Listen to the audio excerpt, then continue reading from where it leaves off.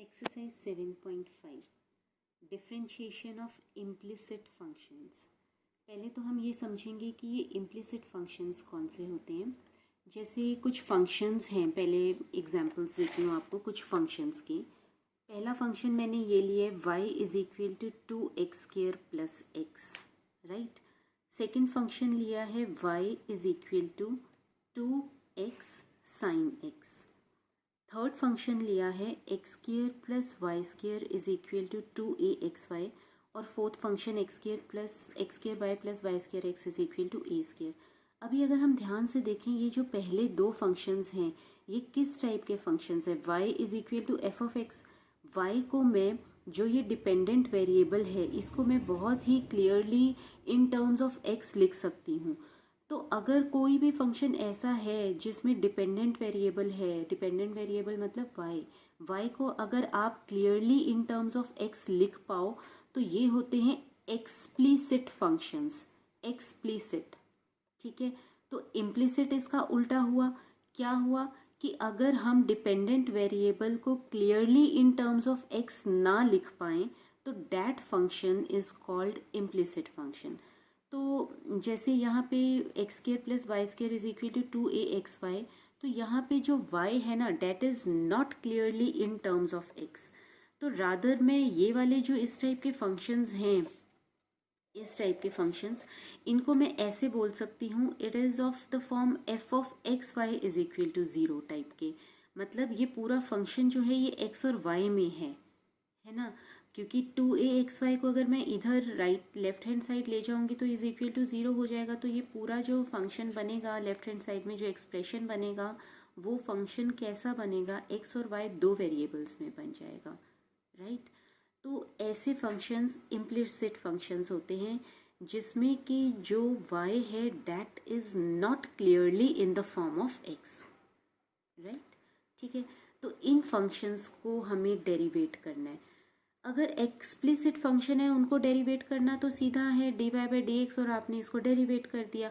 अब यहाँ पे ऐसे फंक्शंस को कैसे डेरिवेट करेंगे, बिल्कुल वैसे ही करेंगे जैसे हम पहले करते थे, बस इतना है डेरिवेटिंग बोथ साइड्स।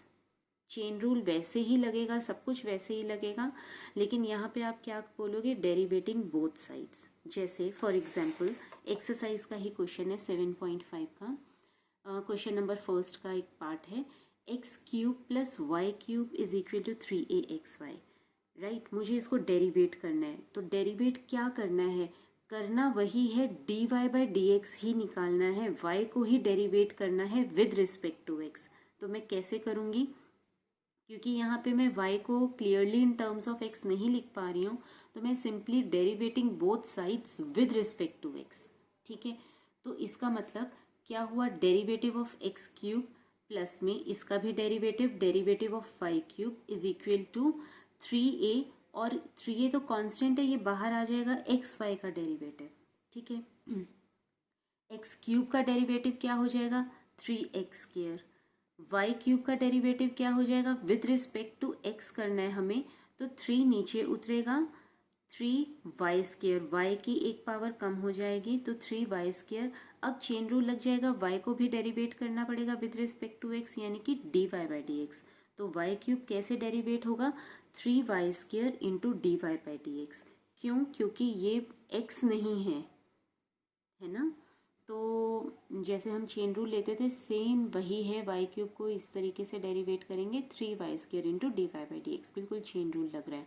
3a यहाँ पे is equal to 3a constant है, constant x into y, product of two functions, first function as it is into derivative of second function, y का derivative dy by d x, plus second function as it is into derivative of first function, x का derivative 1 हो जाएगा। तो बस अब ये आपका derivation हो चुका है। dy बाई डी एक्स की सारी टर्म्स को एक साइड ले आओ और बाकी सारी टर्म्स को अनदर साइड ले जाओ। यहाँ से dy बाई डी एक्स आप कॉमन लो और बाकी सारी टर्म्स को आप इधर ट्रांसपोज कर दो, तो आपके पास dy बाई डी एक्स आ जाएगा, ठीक है। ऐसे करना है। एक और एग्जाम्पल देखते हैं इसमें। एक और क्वेश्चन है, क्वेश्चन सेकंड का एक पार्ट है, √x plus √y is equal to 1, find dy by d x at 4, 9। तो ये जब भी आपको पर्टिकुलर बोला होता है कि इस पे आपको dy बाई डी एक्स निकालना है, तो पहले आप डेरिवेटिव निकाल लोगे। जब आंसर आ जाएगा तो लास्ट में x की जगह 4 और y की जगह 9 पुट कर दोगे। तो अब इसको कैसे डेरिवेट करेंगे? अंडर रूट एक्स को हम x raise to the power 1/2 और अंडर रूट वाई को y raise to the power 1/2। इसका अलग डेरिवेटिव, इसका अलग और 1 का अलग। इसका डेरिवेटिव 1/2 नीचे उतरेगा, x की पावर में से 1 माइनस हो जाएगा। अगेन 1/2 नीचे उतरेगा, y की पावर में से 1 माइनस हो जाएगा। Chain rule into derivative of y dy by d x, ठीक है। और 1 कांस्टेंट है 0 यहाँ पे। अच्छा एक और चीज़ देखो कि यहाँ पे भी चेन रूल लगता है x raise to the power n। हम यहाँ पे क्यों नहीं लगाते हैं चेन रूल? क्योंकि ये तो ऐसा ही तो है, हमारे पास फॉर्मूला ही x raise to the power n का है। और देखा जाए तो चेन रूल तो लग ही रहा है, n into x raise to the power n minus 1 formula into derivative of x। जैसे यहाँ पे डेरिवेटिव ऑफ y कर रहे हैं into derivative of x with respect to x, यानी कि dx बाई डी एक्स वो 1 ही आ जाएगा, ठीक है। तो चेन रूल तो हर जगह वैलिड होता है, लगता ही है।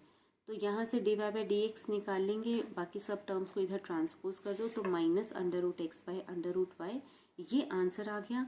लेकिन हमें 4,9 पे निकालना है, तो 4,9 तो x की जगह 4 और y की जगह 9, तो -2/3।